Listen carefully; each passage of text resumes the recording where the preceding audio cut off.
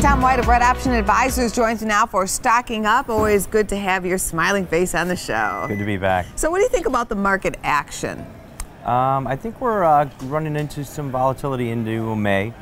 Typically we see that old adage, sell in May and go away, but historically May is relatively flat. I think the discrepancy comes from the fact that the November to April cycle is typically up over 5 to 6% on a year-by-year basis. So flattening out in May, it might lead somebody to sell some stocks, maybe take some profits going into the end of the month. But you know, I think there's more volatility due in this market just because the S&P 500 is trading at about 17, 18 times earnings. Seems a little bit rich right here. So taking some profits into the summer, into the FOMC meeting in mid-June, might not be a bad idea. And one of those stocks you say that people will be taking profits in is Apple, and we've been hearing this, Tom, from a number of traders here on the floor. Yeah, you know, they're a tech product maker instead of a tech company now, and the problem that they're running into is that they're not innovating.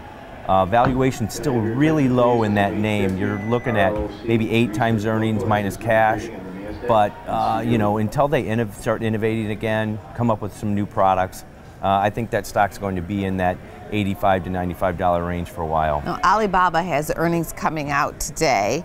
Is this a stock that you own or you trade? I trade it more than I would own it. We saw Amazon's results. The e-commerce space is pretty hot right now, but it's all going to be based on whether their cloud business can grow. And Alibaba's cloud business, we don't have as much clarity on it. While because Amazon, it's Chinese. Yeah.